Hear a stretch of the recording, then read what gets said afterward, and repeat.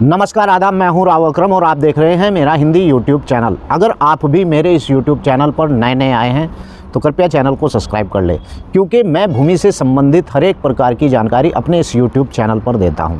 अगर आप लोग वीडियो से संबंधित आपका किसी प्रकार का कोई भी सवाल है तो डिस्क्रिप्शन में मैंने अपना मोबाइल नंबर दे रखा है, लेकिन वही व्यक्ति मुझे कॉल करे जिस व्यक्ति ने मेरे नियम को फॉलो कर लिया हो। आज की इस वीडियो में हम जानकारी करेंगे कि ग्राम पंचायत की जो भूमि होती है उस पर किसका अधिकार होता है, और अधिकतर ग्राम पंचायतों के अंदर जो लोग रहते हैं किसी ग्राम के अंदर, तो उसके अंदर अधिकतर ऐसे लोगों के मकान ऐसी भूमियों पर होते हैं जहां पर पता चलता है कि ये सरकारी भूमि है। तो आइए विस्तार से जानते हैं ग्राम पंचायत की भूमि पर किसका अधिकार होता है, और विस्तार से जानने के बाद आपको इस बात की जानकारी हो जाएगी कि आप जिस भूमि के ऊपर बैठे हैं क्या वास्तव में वो भूमि सरकारी है या फिर आपके बाप दादा की है। चलिए, भूमि होती है जो आबादी की होती है वो सभी भूमि ग्राम पंचायत की ही होती है, यानी कि वो ऐसी भूमि होती है जो ग्राम की सरकारी भूमि ही होती है। लेकिन कुछ भूमियां ऐसी भी होती हैं जो आपके बाप दादा के नाम से प्रचलित थी, यानी कि जब कहीं पर कोई ग्राम पंचायत बसती है तो उस ग्राम पंचायत के अंदर जितनी भी भूमि होती है जिस पर आबादी होती है तो वो ग्राम पंचायत की ही भूमि कहलाई जाती है। अब ग्राम पंचायत की भूमि के ऊपर आपने मकान बना लिया है, अगर वो आबादी है तो वहाँ से किसी को भी नहीं हटाया जा सकता है। साथ ही आपको एक बात और बताऊं कि ग्राम पंचायत की 2 खतौनी होती हैं, इस प्रकार से आपको कोई भी नहीं बताएगा।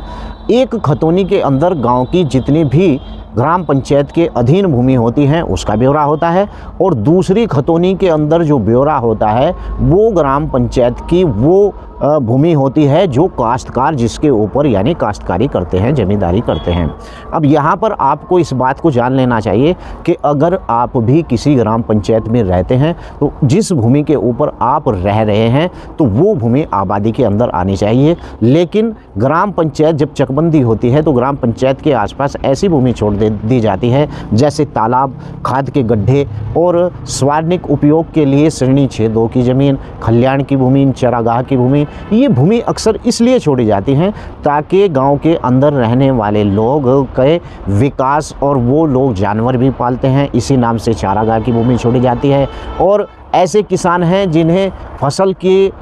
जो है कटाई के बाद या फिर चारा बनाने के लिए इस प्रकार की भूमि चाहिए जिसके अंदर वो अपना चारा रख सकें या जानवरों को खड़ा कर सकें, तो इस प्रकार की जो भूमि होती है वो खलियान की भूमि होती है। अब यहाँ पर कहाँ मार खाते हैं लोग कि मान लीजिए कि कोई भूमि ग्राम पंचायत प्राधिकरण था पहले, उसके बाद वो नगर पंचायत बन गया, या वो ग्राम पंचायती है किसी शहर के आसपास आता है। तो आपको पता है कि आबादी बहुत तेज़ी से बढ़ रही है, और आबादी बढ़ने का मतलब ये है कि कोई व्यक्ति नौकरी पेशे वाला उसे इस बात की जानकारी नहीं होती कि जिस भूमि को वो खरीद रहा है वो भूमि कैसी है,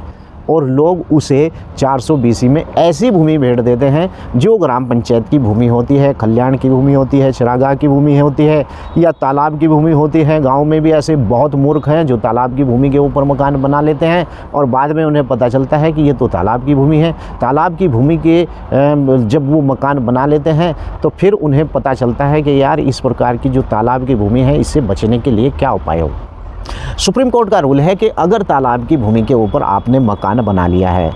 तो तालाब की भूमि को आपको छोड़ना पड़ेगा। ऐसे ही खलियान की भूमि है, अगर आपने खलियान की भूमि के ऊपर मकान बना लिया है तो खलियान की भूमि भी सार्वजनिक उपयोग की भूमि में ही आती है। साथ ही खाद के गड्ढे, होलिका दहन, इस प्रकार के जितने भी ये भूमि होती हैं जो गांव के आसपास छोड़ी जाती हैं ये सब सरकारी भूमि होती है। अब लास्ट में मैं आपको बताता हूँ कि इन सभी भूमि के ऊपर ग्राम पंचायत यानी जो भू प्रबंधक समिति होती है ग्राम पंचायत के अंदर, ये सब उसी के अधिकार में आती है। अब यहाँ पर आपको और बता दूं कि जितने भी ग्राम पंचायत के अंदर वो पट्टे होते हैं, चाहे वो कृषि भूमि का पट्टा हो चाहे आबादी भूमि का पट्टा हो, ये सब प्रस्ताव आपके गांव की ग्राम पंचायत समिति, कौन सी, भूमि प्रबंधक समिति, इस नाम को आप ध्यान रखें, भूमि प्रबंधक समिति प्रस्ताव करेगी, तब कहीं जाकर आपके नाम किसी भी प्रकार का पट्टा होगा। भूमि का केवल भूमि को यानी भूमि की व्यवस्था के लिए ग्राम पंचायत के अंदर यही एक समिति है, भूमि प्रबंधक समिति। हो सकता है कि आपके समझ में आ गया होगा कि जो ग्राम की पंचायत की भूमि होती है उस पर किसका अधिकार होता है, और वैसे तो आपने अगर कब्जा कर लिया तो अधिकार तुम्हारा।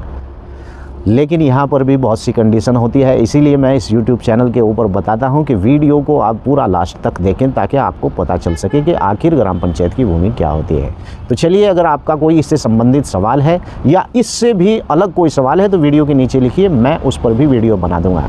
अगली वीडियो के लिए फिर हाजिर होता हूँ। जय हिंद, जय भारत, खुदा हाफिज़।